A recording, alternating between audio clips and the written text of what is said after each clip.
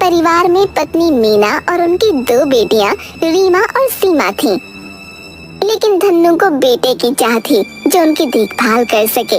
हर तरह के उपाय करने के बाद जब वो निराश हो गए,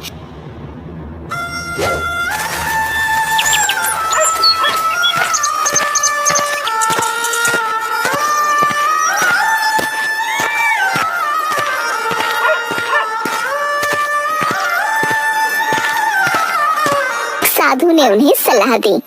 देखो बेटा, तुम्हारी कुंडली में पूर्व जन्म का दोष है, लेकिन यदि तुम जंगल में रहकर जीव जंतुओं की सेवा करो तो बेटा जरूर प्राप्त होगा।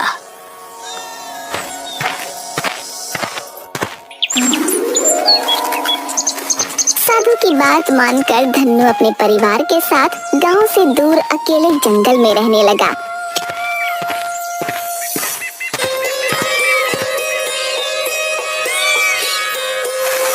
एक दिन धन्नु अपनी पत्नी से बोला, अजी सुनती हो, जंगल में माता कपालिका का मंदिर है। सुना है बड़ी जागृत देवी है। आज से मंदिर में रोज पूजा आरती करेंगे। शायद माता के आशीर्वाद से तुम्हारी गोद भर जाए।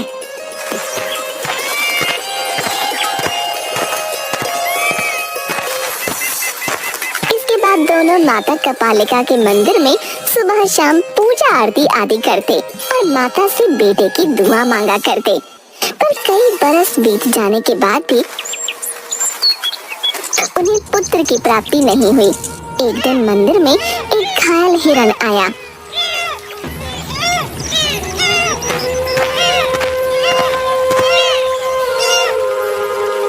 तुम दोनों ने मेरी बहुत सेवा की। जीवों की सेवा और माँ की पूजा ही मेरा धर्म है। जीव सेवा और माँ सेवा से माँ बहुत खुश है।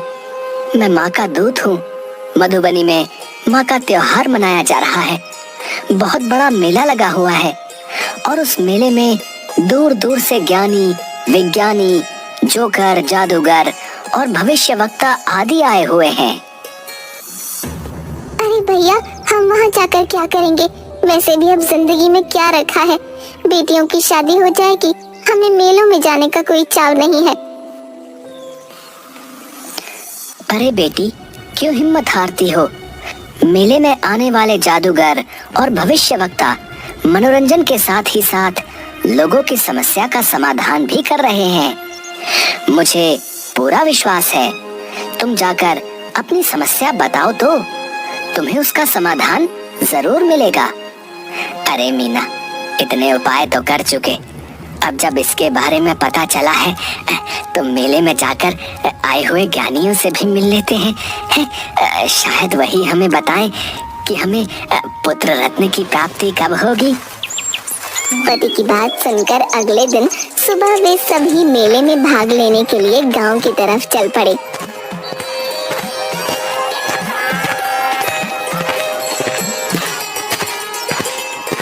रास्ते में खाने के लिए धन्नु की पत्नी ने कुछ रोटियां और अचार एक पोटली में बांधकर रख लिया था। कुछ घंटों के बाद ही उन्हें भूख लगने लगी। माँ, बहुत जोर से भूख लगी है। हाँ पिताजी, इस घने पीपल के पेड़ के नीचे बैठकर क्यों ना आराम भी कर ले और खाना भी खा ले। वो सब घने पीपल के पेड़ के नीचे बैठकर खाना खाने लगे। खाने की पोटली खोलते समय धन्नु की पत्नी ने कहा, हम सब तो एक एक खाएंगे, पर छोटी बेटी को जब भूख लगती है वो कुछ नहीं छोड़ती, सभी खा जाती है। ये सुनकर सब जोर जोर से हंसने लगे। पीपल के उस बड़े पेड़ के नीचे जहाँ बैठकर वो खाना खा रहे थे, परी रानी के दिए शाप के कारण वहाँ कुछ परियां रहा करती थीं। उन्होंने सोचा, शायद इन लोगों को हमारे बारे में पता चल गया है और हम ही को खाने के बारे में ये लोग बात कर रहे हैं। वो सब बहुत डर गईं और एक परी चिड़िया के रूप में सामने आकर बोली, क्यों खाना चाहते हो? हम भूखे हैं। भूख लगी है तो खाना ही पड़ेगा। तो क्या सब खा जाओगी? हाँ, मैं तो सब खाऊंगी। फिर तुम सब तो एक एक खाओगे, पर तुम्हारी बेटी तो सब खा जाएगी। हम सब बहुत भयभीत हैं। गरीब धन्नु के परिवार को कुछ समझ नहीं आया कि चिड़िया क्या बोल रही है। आखिर तुम्हारी परेशानी क्या है? हमें जल्दी खाकर गांव की तरफ जाना है और जादूगर से मिलना है। रात होने वाली है, अब हम रुक नहीं सकते। हाँ हाँ, अब हम खाना शुरू करेंगे, अब हम नहीं रुक सकते। हम 4 परियों को हमारे पाप की सजा मिल चुकी है, इसलिए हम इस पेड़ पर रहते हैं। अगर तुम कुछ भी ना खाओ तो मैं तुम्हें एक जादुई गलीचा दे सकती हूँ। वो तुम्हें जहाँ चाहे ले जाएगा, पर तुम लोग खाओगे तो नहीं। धन्नु को कुछ समझ में नहीं आया कि परियां ये सब क्यों कह रही हैं। फिर भी उसने परियों से कहा, ठीक है, तुम वो जादुई गलीचा हमें दे दो, हम नहीं खाएंगे। परियां अपने असली रूप में आईं और सुनहरे रंग का खूबसूरत गलीचा परिवार को दे दिया और गायब हो गईं। सबने चुपचाप गलीचे पर बैठकर खाना खाया और गलीचा लेकर चल दिए मधुबनी की ओर। पिताजी, गलीचा होते हुए भी भला हम पैदल क्यों जा रहे हैं? पता नहीं ये गलीचा सच्चा है या झूठा है। पिताजी, क्यों ना इस गलीचे की परीक्षा की जाए? और सब गलीचे पर बैठ गए और उन्होंने गलीचे से कहा, गलीचे, हमें मधुबनी गांव पहुंचा दो। ये कहने की देर थी कि गलीचा उड़ चला।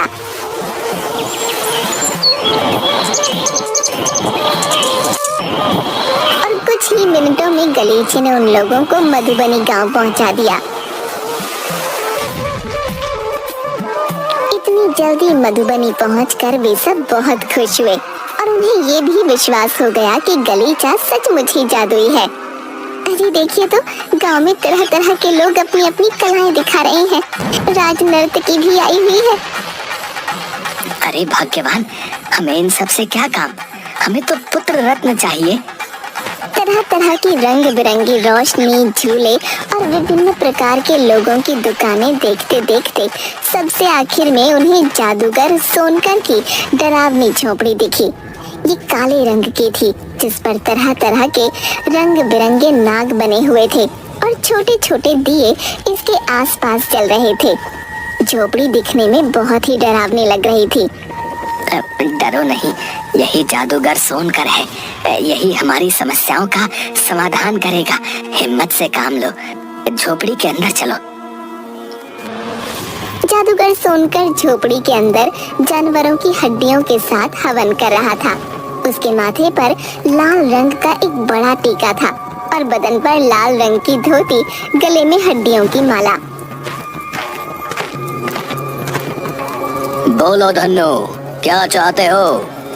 अपना नाम सुनकर धन्नु हैरान हो गया और बोला, आपकी जय हो महाराज, आप भला मेरा नाम कैसे जानते हैं? अब तो मुझे पूरा विश्वास हो गया है कि आप सर्वज्ञाता हैं। आपको तो मेरी समस्या का भी पता ही होगा। दया करके मुझे समाधान दीजिए। अगर तुम मुझे अपनी दोनों बेटियों में से एक बेटी दे दो तो मैं तुम्हें पुत्र होने का वरदान दे दूंगा। धन्नु ये सुनकर बहुत सोच में पड़ गया, क्योंकि वो अपनी दोनों बेटियों को बहुत प्यार करता था। लेकिन उसकी बेटियां ये सब सुन रही थीं और उन्हें पता था कि उनके माता पिता बेटे की चाह में बहुत परेशान हैं। महाराज, मैं आपकी सेवा में आने को तैयार हूँ। नहीं महाराज, रीमा दीदी को माँ बाप की रक्षा के लिए माँ बाप के पास रहना जरूरी है। मैं आपके पास आने को तैयार हूँ। आप पिताजी को पुत्र का वरदान दीजिए। अपनी बेटियों की बात सुनकर धन्नु को ये समझ में आ गया कि उसकी बेटियां भी बेटों के समान ही उसकी रक्षा करने के लिए तत्पर हैं और उसने बेटा पाने का विचार त्याग दिया। महाराज, आप महान हैं, बहुत दयालु हैं, किंतु मैं पिता हूँ और मैं अपनी बेटियों के बदले बेटे का वरदान नहीं लेना चाहता। मैं अपनी बेटियों के साथ ही खुश हूँ। पर जादूगर सोनकर एक बहुत ही खतरनाक व्यक्ति था। उसने कहा, तुम्हें बेटा चाहिए या नहीं, किंतु तुम्हें अब अपनी बेटियों का दान करके ही जाना होगा। ठीक है महाराज, मैं आपको सिर्फ अपनी बेटियां ही नहीं बल्कि अपने पूरे परिवार का दान करता हूँ और ताउम्र आपकी सेवा करूँगा। किंतु मुझे कुछ समय दे दीजिए ताकि मैं अपने बच्चों को ये मेला दिखा सकूं और उसके बाद मैं वापस आकर आपकी झोपड़ी में परिवार के साथ आ जाऊंगा। ये अकेला और कमजोर व्यक्ति भला कैसे भाग पाएगा और मुझसे कैसे बच पाएगा? उसने धन्नु के परिवार को मेला देखने की इजाजत दे दी। सोनकर की झोपड़ी से बाहर आते ही परिवार ने कुछ दूर जाकर तुरंत जादुई गलीचा निकाला और उस पर बैठकर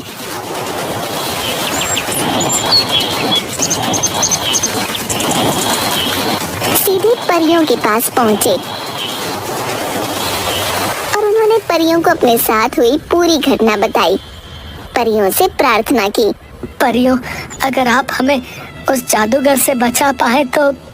परियों ने धन्नु को एक जादुई फल दिया और बोली, जाओ, जादूगर बहुत शक्तिशाली है, तुम्हें उसके पास तो जाना ही पड़ेगा। पर ये फल अगर तुमने जादूगर को खिला दिया तो जादूगर अपना पूरा जादू भूल जाएगा और ये भी भूल जाएगा कि वो तुमको जानता है। तुम इस जादुई गलीचे पर बैठकर वापस अपने घर चले जाना और ये गलीचा हमेशा अपने पास रखना। अगले दिन सुबह ही धन्नु जादुई फल अपने हाथों में ले गलीचे पर बैठकर मधुबनी गांव पहुंचा।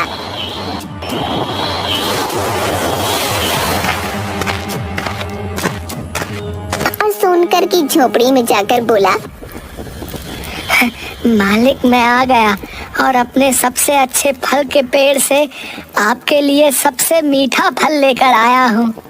ये सुनकर जादूगर बहुत खुश हुआ और धन्नु से बोला,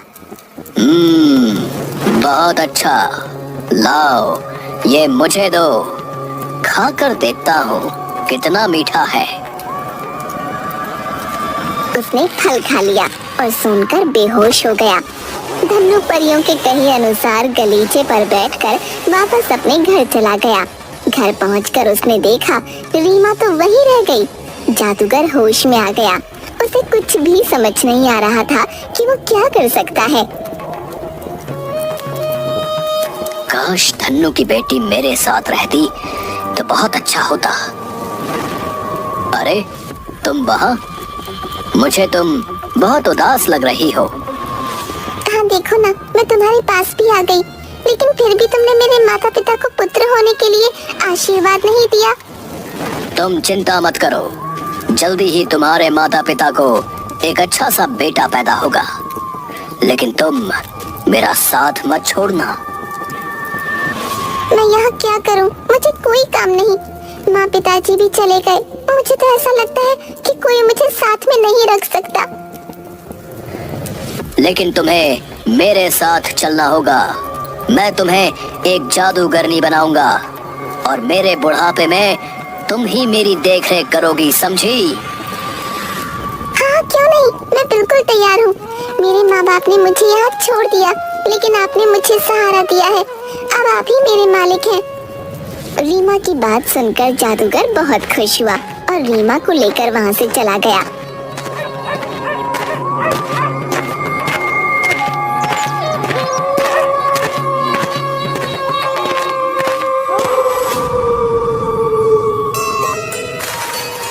रीमा को बहुत ढूंढने के बाद भी वो जब नहीं मिली,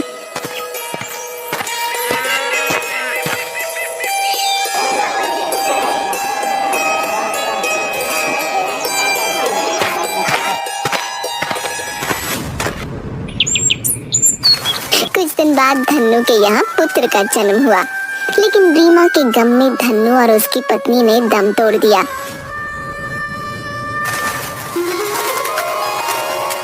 सीमा ने अपने भाई दिवाकर को पाल पोस कर बड़ा किया। अब तुम बहुत बड़े हो गए हो, हमें जादूगर सोनकर को ढूंढकर अपनी बहन को वापस लाना है। लेकिन दीदी, हमें रीमा बहन का पता कैसे चलेगा? इतने सालों से मैंने महर्षि महुआ की रात दिन सेवा की है और उनकी समाधि टूटने पर वो हमें अपनी दिव्य दृष्टि से रीमा का पता बताएंगे।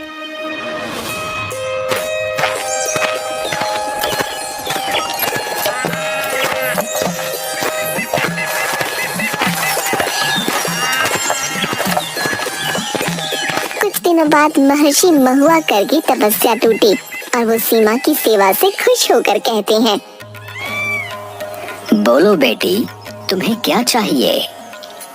गुरुजी, मैं सिर्फ अपनी बहन रीमा का पता लगाना चाहती हूँ। तुम्हारी बहन रीमा तुम सबको भूल चुकी है और जादूगर सोनकर ने उसको एक बहुत बड़ी जादूगरनी बना दिया है। इस समय वो बहुत बूढ़ा हो गया है, लेकिन रीमा सारी मानव जाति पर अपने जादू से जुल्म कर रही है। महर्षि, हमारी बहन हमको कैसे पहचानेगी? बच्चों, परी के दिए हुए जादुई गलीचे को देखकर ही उसे सब कुछ वापस याद आ जाएगा। तुम तीनों को मिलकर उस जादूगर को मृत्यु के घाट उतारना होगा, वरना वो मानव जाति को खत्म कर देगा। ऋषि के बताए हुए पते पर जब वो पहुंचते हैं तो देखते हैं कि जादूगरनी रीमा का महल जंगल के बीचों बीच हवा में बना हुआ था। उसने सारे पेड़ पौधों को मिट्टी का बना दिया था। जैसे ही सीमा और दिवाकर जंगल में पहुंचे, रीमा को पता चल गया। पिताजी, 2 मानव हमारी जादू नगरी में आए हैं, अभी इनको मजा चखाती हूँ। दिवाकर जैसे ही महल के पास पहुंचता है, रीमा उसे भी मिट्टी का बना देती है। हे भगवान, रीमा को जब तक पता चलेगा कि हम उसकी तलाश में आए हैं, तब तक कहीं देर न हो जाए। मैं महर्षि के कहे अनुसार जादुई गलीचे पर बैठ जाती हूँ, शायद वो मुझे पहचान जाए। सीमा को जादुई गलीचे पर बैठे देख रीमा को सब याद आ जाता है। सीमा, ये तुम हो? मैं तुम लोगों को बचाने के लिए यहाँ रुक गई थी। माँ, पिताजी कैसे हैं? बहन, पिताजी ने तुम्हें बहुत ढूंढा, तुम नहीं मिली। अब हमारा एक भाई है, लेकिन तुम्हारे गम में माँ और पिताजी स्वर्गवासी हो गए। भाई? वो हमारा भाई है, लेकिन जादूगर उसकी बलि देने जा रहा है कल, क्योंकि कल उसका जन्मदिन है और ये आखिरी बलि देते ही वो अमर हो जाएगा। नहीं नहीं, उसे बचा लो बहन, दिवाकर को बचा लो। तुम मेरी जादुई छड़ी लेकर सुमेरु पर्वत पर चली जाओ, वहाँ एक मोर तुम्हें नाचता हुआ मिलेगा, उसका एक पंख तोड़कर जला देना। ऐसा करते ही जादूगर के जादू से सब मुक्त हो जाएंगे, वो साधारण आदमी बन जाएगा। तब तक मैं भाई की रक्षा करूंगी।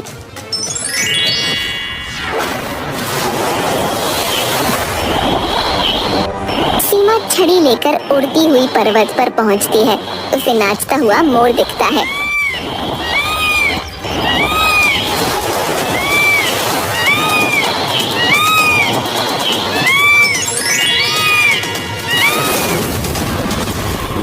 पिताजी, आज मैं आपको ये शरबत पिलाना चाहती हूँ। पहले बलि चढ़ा के मानव का खून पीऊंगा, फिर शरबत। तू मुझे मूर्ख नहीं बना सकती पगली, वो तेरा भाई है। तू मुझसे बदला लेना चाहती है? ये देख, तेरी बहन मेरे पास है। तभी अचानक महल की सभी चीजों से जादू उतरने लगता है। जवान जादूगर भी बूढ़ा नजर आने लगता है। मैंने तो आपको मूर्ख बना दिया पिताजी। आप क्या समझते हैं? मुझे पता था कि आप ये जान जाएंगे कि मुझे सब याद आ गया है। आप जिसे मेरी बहन समझकर पकड़कर यहाँ ले आए हैं, वो मेरी जादुई शक्ति है। मेरी बहन ने तो अपना काम कर दिया। ये देखिए, आप अपने असली रूप में आ गए। अब मरने को तैयार हो जाइए। अब आपके अंदर कोई भी जादुई शक्ति बाकी नहीं है। बहन, मेरे होते हुए तुम्हें ये करने की कोई जरूरत नहीं। माता और पिताजी का बदला इस जादूगर से मैं लूंगा। रीमा दिवाकर को गले से लगा लेती है और उसके हाथों में एक जादुई तलवार दे देती है। तभी जादुई गलीचे पर बैठकर सीमा भी वहां आ जाती है और जादुई गलीचा दिवाकर को दे देती है। जादूगर जादू की शक्ति से उड़ने लगता है। दिवाकर, जादुई गलीचे पर बैठकर इस पापी का अंत कर दो। और दिवाकर जादुई गलीचे पर बैठकर उसका पीछा करता है। अब मुझसे नहीं बच पाओगे तुम दुष्ट, मरने के लिए तैयार हो जाओ। नहीं। और अंत में जादुई तलवार से उसका सर काट देता है। जादूगर का अंत होते ही सभी मुक्त हो जाते हैं। रीमा, सीमा अपने भाई दिवाकर के साथ खुशी खुशी अपना जीवन बिताने लगते हैं और जादुई गलीचे को हमेशा अपने साथ रखते हैं।